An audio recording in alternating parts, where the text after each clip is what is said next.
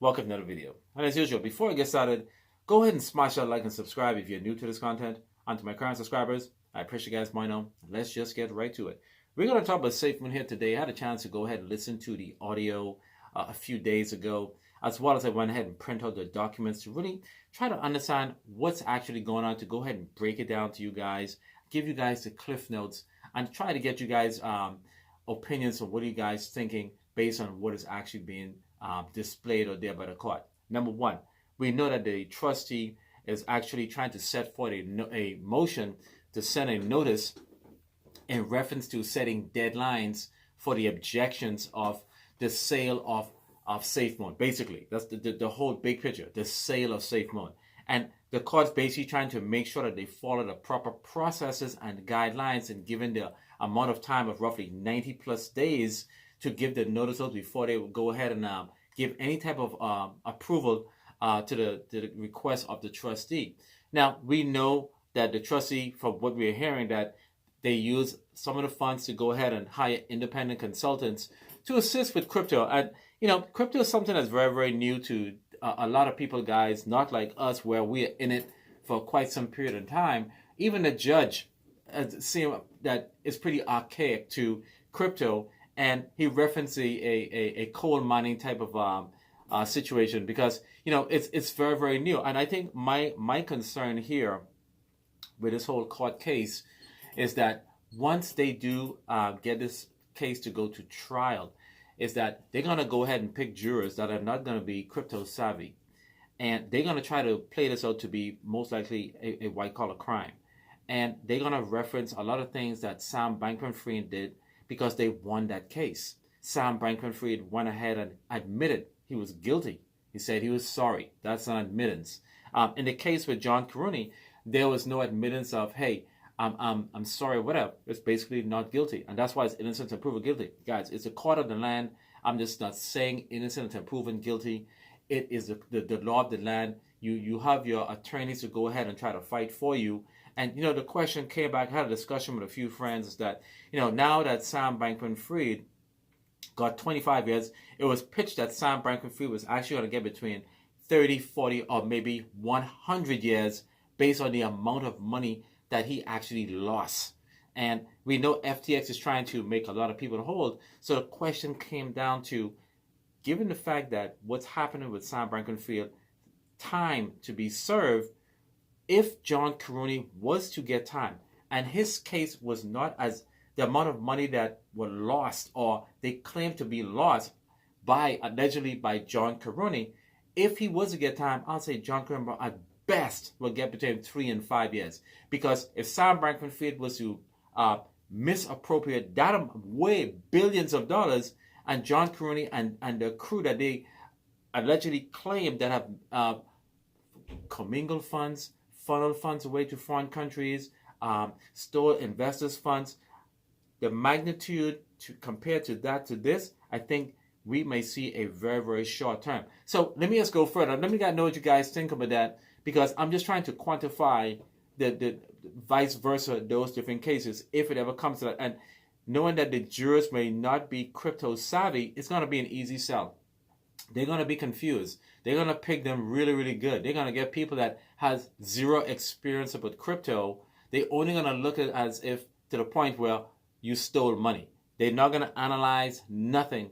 And that is going to be really, really difficult for the defense to go ahead and fight, because if the jurors don't really understand what's going on, it's almost as if they're going to be at an elementary level. And that's why I want to go ahead and I'm taking a look at all these things that they're doing this to SafeMoon from a intellectual property standpoint, that they're trying to get a sale date of roughly April 15. We see that most likely that's probably going to be extended to roughly April 25th. And again, the items that they want to go ahead and get rid of or sell, it's actually going to be most likely the contract for SafeMoon, the exchange, the auto shield, okay, the wallet, and as well as the audio visual equipment, as well as those independent consultants are trying to sift around to see if there's any more monies that they can go ahead and you know, try to see if they can unearth, to see if they can help with the whole bankruptcy situation. So this is the reason I'm doing this video, because, you know, let's say if the date was to come roughly between April 15th and April 21st, they mentioned that they will go ahead and shut everything down if they can't get a sale.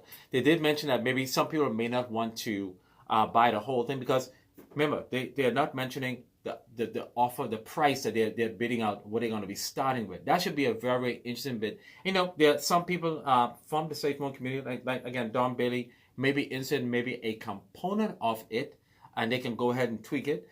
Somebody else may want to buy the exchange. Would you guys still take part if someone other than a member of the SafeMoon community go ahead and buy SafeMoon? It would most likely have a different feel, you know, and I'll have to really think about that. If somebody was to go ahead and buy the SafeMoon exchange, would I want to do a video saying that it's a new SafeMoon? It's going to be difficult for me to go ahead and do a video because I have to build a rapport with the person that's buying it, if they're going to be a person that's actually approachable to be able to embrace the community that was once there to go ahead and actually start doing video. Now, I'll tell you this. If the person is approachable, I can communicate with them and they go into the spaces, by all means, I will start doing videos for that particular that person that purchased it if they are aligning themselves with the SafeMoon community. So, what I'm going to say, guys, go ahead, like, share, subscribe, because I think these court documents are really, really important to where it is now. And I think the fact that I'm able to digest this information and bring this to you guys, I think is actually really important, because a lot of people, even though a lot of people are sold, a lot of people are, you know, looking on the sidelines. Yeah, they're getting these short gains with our meme tokens. You guys see what I'm doing. I'm messing with meme tokens as well as I'm definitely all in with blue chips. But I think SafeMoon is still a thing. I really do believe that SafeMoon will rise again from the Phoenix under a different owner.